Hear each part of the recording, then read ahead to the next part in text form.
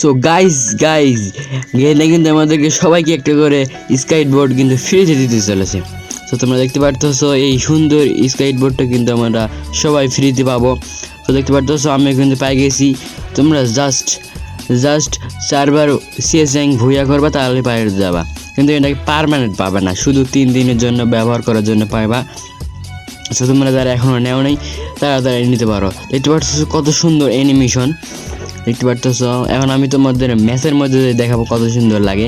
আর তোমরা যারা এখনো লাইক সাবস্ক্রাইব করোনি লাইক সাবস্ক্রাইব করে দিও। তো দেখতে পারতেছ আমি কিন্তু ম্যাচ স্টার্ট দিয়ে দিছি। তো ওই ট্রেন লবিটা আছি আমরা এখন।